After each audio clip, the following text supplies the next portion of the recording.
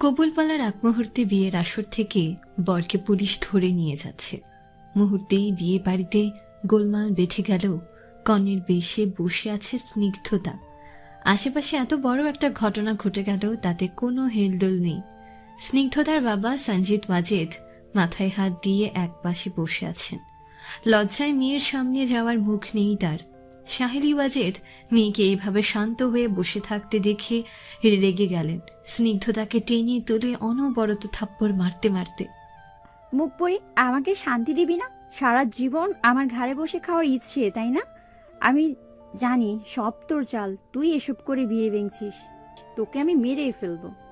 স্নিগ্ধতার চোখ দিয়ে পানি ঝরছে, গাল দুটো লাল টকটকে বর্ণ ধারণ করেছে। সাহেলি ওয়াজেদ ক্লান্ত হয়ে খাটের নিচ থেকে বাঁশের কঞ্চি বের করে জোরে স্নিগ্ধতার হাতে আঘাত করতে এসে ব্যথায় কুকড়ে উঠল। স্নিগ্ধতার বান্ধবী শিরিন দৌড়ে এসে সাহেলি ওয়াজেদের হাত থেকে লাঠি কেড়ে নিয়ে, এভাবে কেউ নিজের মেয়েকে মারে? এসব কিছুর মধ্যে স্নিগ্ধার দোষ কোথায়? এই ছেলেটার সঙ্গে বিয়ে তো আপনিই ঠিক করেছেন। তুমি একদম আমাদের মাঝখানে আসবে না। এই মুখ পুরীকে আমার থেকে কেউ বাঁচাতে পারবে না। বলেই আবারও তেড়ে যাচ্ছিলেন সাহেলি ওয়াজেদ, কিন্তু আশেপাশের কিছু মহিলা তাকে ধরে জোর করে বাইরে নিয়ে যান। স্নিগ্ধতা ফুপিয়ে ফুপিয়ে কান্না করছে। শিরিন স্নিগ্ধতার মাথায় হাত বুলিয়ে, কাঁদিস না স্নিগ্ধা, আন্টি কেন যে তোর সঙ্গে এমন খারাপ ব্যবহার করে বুঝি না। এত বড় মেয়ের গায়ে কেউ হাত তোলে? আজ স্নিগ্ধতার বিয়ে ছিল। বিয়েটা স্নিগ্ধতার মা সাহেলি ওয়াজেদ ঠিক করেছিলেন। তবে স্নিগ্ধতার এই বিয়েতে কোনো মত ছিল না। মায়ের ভয়ে বাধ্য হয়ে রাজি হতে হয়েছিল। কিন্তু কাজে বিয়ে পড়ানো শুরু করতে যাবেন ঠিক সেই সময় পুলিশ এসে স্নিগ্ধতার হবু স্বামী রিয়াদকে মাদক ব্যবসার সঙ্গে জড়িত থাকায় গ্রেফতার করে নিয়ে গেল। সঞ্জিত ওয়াজেদ মানসিকভাবে ভেঙে পড়েছেন। কি করবেন বুঝতেই পারছেন না। রাতুল শিকদার সঞ্জিত ওয়াজেদের পাশে বসে, মিস্টার ওয়াজেদ সাহেব, এভাবে ভেঙে পড়লে চলবে বলুন তো? যা হয়েছে ভালোর জন্য হয়েছে। বিয়ের পর যদি এমনটা হতো তাহলে মেয়েটার জীবন নষ্ট হয়ে যেত। আমি কি করব বুঝে উঠতে পারছি না, কিভাবে মেয়েটাকে মুখ দেখাবো। আর যদি স্নিগ্ধা মায়ের বিয়েটা দিতে না পারি তাহলে আর কখনো হয়তো আমার মেয়েটার বিয়ে হবে না। কিভাবে রাস্তায় চলাচল করবে? মান সম্মান যা ছিল সব শেষ। রাতুল শিকদার কথাগুলো শুনে নিজেও বেশ চিন্তায় পড়ে গেলেন। কিছুক্ষণ ভেবে তারপর শক্ত গলায় বললেন, আপনার মেয়ের বিয়ে আজই হবে আমার ছেলে স্তব্ধ শিকদারের সঙ্গে। স্যার, দ্রুত গিয়ে সবকিছুর ব্যবস্থা করুন। আমি স্তব্ধকে বিয়ের আসর আনছি। সঞ্জিত ওয়াজেদের চোখে পানি আর খুশি একত্রে চিকচিক করছে। দ্রুত তিনি বসা থেকে উঠে ঘরের দিকে গেলেন। সঞ্জিত ওয়াজেদ রাতুল শিকদারের অফিসে ম্যানেজার পদে কাজ করেন 10 বছর ধরে। এই 10 বছরে উনি রাতুল শিকদারের অনেক বিশ্বস্ত হয়ে গেছেন। আজ স্নিগ্ধতার বিয়ে উপলক্ষে রাতুল শিকদার ছেলেকে নিয়ে সঞ্জিত ওয়াজেদের বাড়িতে এসেছিলেন। স্তব্ধ একপাশে বিরক্তি মাখা মুখ নিয়ে বসে আছে রাতুল শিকদার। ছেলের পাশে এসে বসতেই স্তব্ধ প্রশ্ন করল, ড্যাড, আর কতক্ষণ এখানে বসে থাকবো? তোমার জন্য বাধ্য হয়ে এখানে আসতে হলো। এখন তো বিয়ে ভেঙে গেছে, তবু আমরা বসে আছি কেন? মিস্টার সঞ্জিতের মেয়েকে তোর বিয়ে করতে হবে। বিয়ে শেষ হলেই তোদের নিয়ে বাড়ি ফিরবো। What are you crazy dad? কি বলছো? মিস্টার সঞ্জিতকে আমি কথা দিয়েছি। আমাকে না জিজ্ঞেস করে কেন কথা দিয়েছো? আমি এখন বিয়ে করছি না, তার উপর মম যদি জানতে পারে কি হবে ভাবতে পারছো? তোর মনকে আমি সামলে নিব, তুই শুধু বিয়েটা কর। আমি কথা দিয়ে ফেলেছি, কথার খেলাপ হোক তা আমি চাই না। চল। যাই হয়ে যাক, আমি অপরিচিত একটা মেয়েকে এভাবে বিয়ে করতে পারবো না। মেয়েটার বিয়ে এভাবে ভেঙে গেছে, তুই যদি বিয়ে না করিস কি করে হবে বলতো? এখন কি যার যার বিয়ে ভেঙে যাবে তাকেই আমার ঘাড়ে চাপিয়ে দিবে? কি বলিস? সবাইকে তোর ঘাড়ে চাপাবো কেন? তাহলে এই মেয়েটাকে বিয়ে করতে বলছো কেন? মিস্টার সঞ্জিত এবং স্নিগ্ধতাকে আমি চিনি, তাই এই সিদ্ধান্ত নিয়েছি। মেয়েটা অনেক ভালো। কিন্তু ড্যাড। কোনো কিন্তু নয়। তুই যদি এখন এই মেয়েকে বিয়ে না করিস তাহলে। স্তব্ধ কপাল কুঁচকে, তাহলে কি? আমার সম্পত্তির এক কানা করেও তোকে দিব না। আজকেই তোর অ্যাকাউন্ট বন্ধ করে দিব। তুমি কিন্তু আমায় ব্ল্যাকমেইল করছো। যা মনে করিস। এবার বল, বিয়ে করবি কি করবি না? স্তব্ধ, মুখটা মলিন করে। কখন কবুল বলতে হবে বইলো। রাতুল শিকদার মুচকি হেসে মনে মনে ওষুধে কাজ দিয়েছে। স্তব্ধের দিকে আবারও কঠোর দৃষ্টিতে তাকিয়ে চল আমার সঙ্গে। সঞ্জিত ওয়াজেদ স্নিগ্ধতার পাশে বসলেন, করুণ চোখে মেয়ের দিকে তাকিয়ে। স্নিগ্ধা মা, যা হয়েছে মন থেকে জেরে ফেল। আমার স্যার তার ছেলের সঙ্গে তোর বিয়ে দিতে রাজি হয়েছেন। তৈরি হয়ে বাইরে আয়, আজই তোর বিয়ে হবে। স্নিগ্ধা বাবার দিকে তাকিয়ে। আমি কি বোঝা হয়ে গেছি বাবা? আমি তো একটা চাকরি খুঁজছিলাম, তারপরেও জোর করে বিয়ে দিচ্ছিলে। এখন বিয়ে ভেঙে গেছে, তাহলে আবার কেন? আমাকে ভুল বুঝিস না মা, আমি তোর ভালো চাই আর এই নরকে তোকে রাখতে চাই না। সবসময় তোর উপর তোর মায়ের অত্যাচার মুখ বুজে সহ্য করতে হয়েছে, প্রতিবাদ করতে পারিনি, কিন্তু আর নয়, এবার তোর সুখ থেকে মরতে চাই, তুই না করিস না। স্নিগ্ধতা কথা বলার মতো আর কিছু পেল না। কি বা বলবে, তার বাবা তো ভুল কিছু বলেনি। সঞ্জিত ওয়াজেদ চলে যেতেই শিরিন স্নিগ্ধতাকে পুনরায় বধূ বেশে সাজিয়ে দিল। সাহেলি ওয়াজেদ স্নিগ্ধতাকে মারার ফলে সে কান্না করেছে, এতে সাজ নষ্ট হয়ে গিয়েছিল।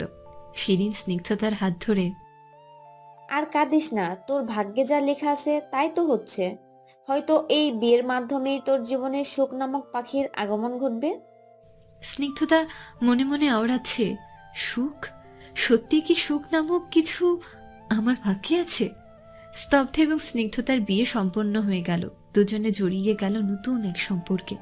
কবুল বলেই স্তব্ধ এখান থেকে বেরিয়ে গাড়িতে গিয়ে বসল। রাতুল শিকদার সঞ্জিত ওয়াজেদের সঙ্গে কিছুক্ষণ কথা বলে স্নিগ্ধতাকে স্তব্ধের পাশে বসিয়ে নিজেও গাড়িতে উঠে গেলেন।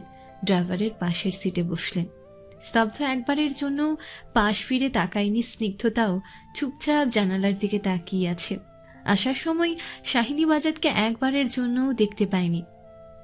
গাড়ি থেমেছে এক আলিশান ভবনের সামনে। গাড়ি থামতেই স্তব্ধ চুপচাপ গাড়ি থেকে নেমে ভেতরে চলে গেল।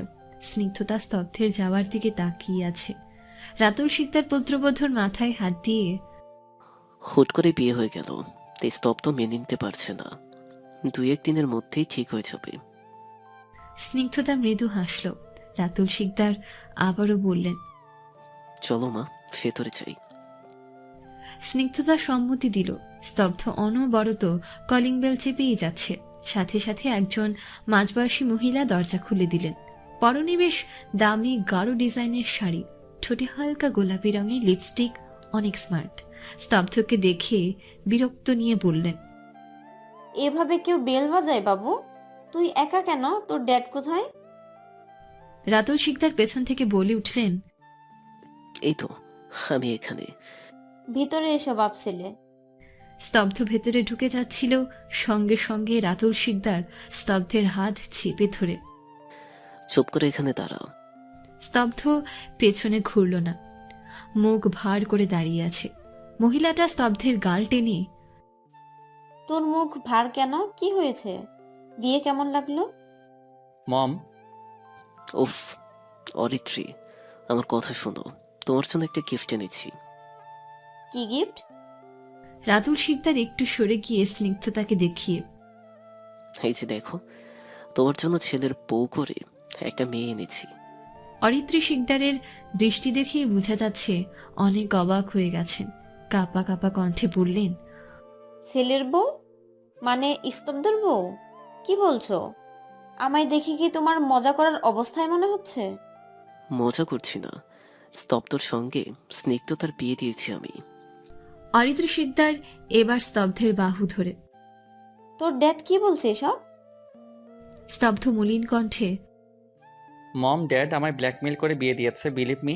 আমি বিয়েটা মানি না। প্লিজ তুমি কিছু করো, আমার ভালো লাগছে না। ঘরে গেলাম। স্নিগ্ধতা একপাশে মাথা নিচু করে দাঁড়িয়ে আছে। এতক্ষণে এটা সে বুঝতে পেরেছে, বাড়ির কেউ তাকে মানবে না, এমনকি নিজের স্বামীও না।